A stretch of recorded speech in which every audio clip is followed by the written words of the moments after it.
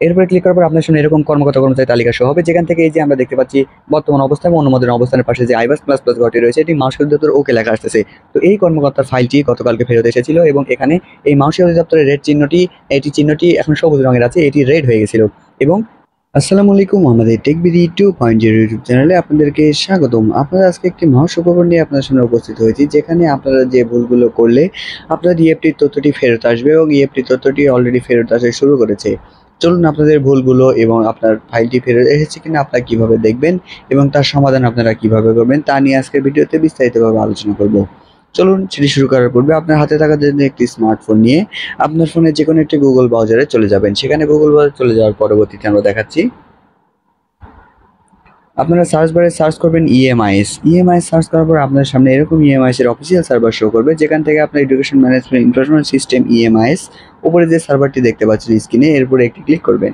এরপরে ক্লিক করার পরে আপনার ইএমআইএস এর অফিসিয়াল সার্ভারের মধ্যে নিয়ে আসবে। এর পরবর্তী উপরে 3 ডট অপশনে ক্লিক করে আপনারা এই যে ডেস্কটপ সাইটটি অন করে নেবেন। ডেস্কটপ সাইটটি অন করার পরবর্তীতে আপনাদের সামনে এরকম ভাবে আপনার ফোনে সেই ইএমএস সার্ভারের ড্যাশবোর্ডটি ওপেন হবে। এর পরবর্তী আপনারা স্ক্রল করে নিচের দিকে চলে আসবেন। স্ক্রল করে নিচের দিকে আসার পরে আপনার online application and payment process MPUFT, যেহেতু আমরা ইএফটির ফাইল নিয়ে কাজ করব সেক্ষেত্রে আমাদের এমপিইউএফটি এই ফাইলের উপরে একটি ক্লিক করতে হবে। এখানে ক্লিক করার পরবর্তীতে আপনাদের সামনে আপনার প্রতিষ্ঠানের education management information system EMIS এই সার্ভারটি ওপেন হবে।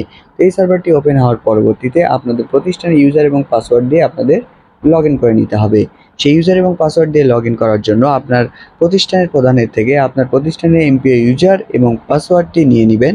সেই নিয়ে নেওয়ার পরবর্তীতে আপনারা আপনার প্রতিষ্ঠানের ইউজার এবং পাসওয়ার্ড দিয়ে লগ ইন করে নেবেন। তো লগ ইনের পরবর্তীতে আপনাদের সামনে এইরকম একটি ইন্টারফেস শো করবে, যেখান থেকে আপনারা মূলত উপরের যে 3 ডট অপশন দেখতে পাচ্ছেন, ইয়ার দেখতে পাচ্ছেন, মান্থ দেখতে পাচ্ছেন, পে টাইপ দেখতে পাচ্ছেন।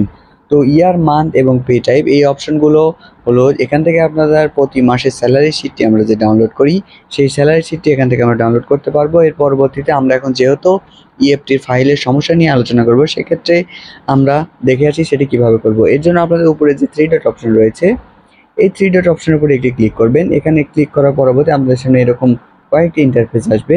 সেই ইন্টারফেসগুলো আমরা দেখতে পাচ্ছি bill submit, EFT data update, payment status.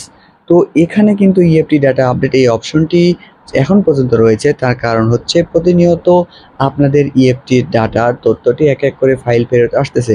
আমাদের এই প্রতিষ্ঠানে 66 জনের, আজকে যে আমি প্রতিষ্ঠান নিয়ে কাজ করছি এখানে 66 জনের কর্মকর্তা কর্মচারী এমপিভুক্ত রয়েছেন, যার মধ্যে মূলত 3 জনের সমস্যার জটিলতা ছিল।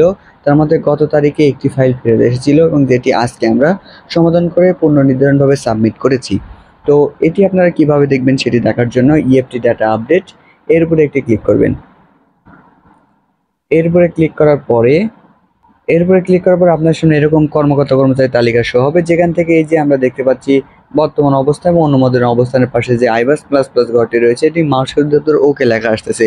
তো এই কর্মকর্তার ফাইলটি গতকালকে ফেরত এসেছিল এবং এখানে এই মাউসি অধিদপ্তরের রেড চিহ্নটি এখন সবুজ রঙের আছে, এটি রেড হয়ে গেছিল। এখন আমরা দেখতে পাচ্ছি বাম সাইডে যেরকম ঘর রয়েছে এরকম ঘরে আপনারা এখন পিডিএফ এবং চোখের মতো চিহ্ন রয়েছে, এই চিহ্নটি একটি কলমের মতো চিহ্ন হয়েছিল এবং এডিটের অপশন দিয়ে দিয়েছিল। এবং এই যে ওকে লেখা ঘরটির এখানে আপনার এই কর্মকর্তার এনআইডি কার্ড নিয়ে একটু প্রবলেম ছিল, তার জন্ম তারিখ এবং এনআইডি কার্ডের সাথে অমিল রয়েছিল এবং এমপিও শিটের সাথে তার এনআইডি কার্ডের জন্ম তারিখটি ভুল রয়েছিল এবং তিনি তার জন্ম তারিখটি সংশোধন করেছিলেন এবং সংশোধনের পরবর্তীতে তিনি একটি ভুল করে ফেলেছিলেন, যেখানে তিনি ইএফটি ফাইল সাবমিটের পরবর্তী তার এনআইডি কার্ডটি সংশোধন করেছিলেন, যার কারণে তার ফাইলটি ফেরত আসে এবং তার বেতনটি স্টপ হয়ে যায়। তো এই কারণে তার এই ফাইলের এই ঘরটিতে আবার রেড চিহ্ন হয়ে গেছে এবং সেখান থেকে তার ফাইলটি ফেরত পাঠানো হয়েছে। তো আবার সেটিকে সমাধান করার পরবর্তীতে ফাইল ফেরনের পরবর্তীতে এই 24 ঘন্টা পরে মাউসি অধিদপ্তরটি সবুজ চিহ্ন হয়ে গেছে এবং ওকে অবস্থাতে আছে। তো এই ফাইলটি এখন যাচাই বাছাই হবে, যদি এই ফাইলটি সঠিক হয় তাহলে তার বেতনগুলো চলে আসবে এবং তা নয় তো তার এই সমস্যাটি আবারও যদি প্রকাশ করে সেক্ষেত্রে ফাইলটি আবারও আপডেট করে দিতে হবে। তো এই ছিল বিষয়, আপনারা অবশ্যই দেখবেন যাদের ফাইলের সমস্যা রয়েছে আমাদের কমেন্ট বক্স খোলা থাকছো, আমাদের কমেন্ট বক্সে কমেন্ট করে যাবেন এবং তার সমাধান কিভাবে করবেন সে সম্পর্কিত আমরা অবশ্যই আপনাকে গাইডলাইন প্রদান করব। তো আজকের ভিডিওটি এখানেই শেষ করছি, সকলকে সাথে থাকার জন্য অসংখ্য ধন্যবাদ।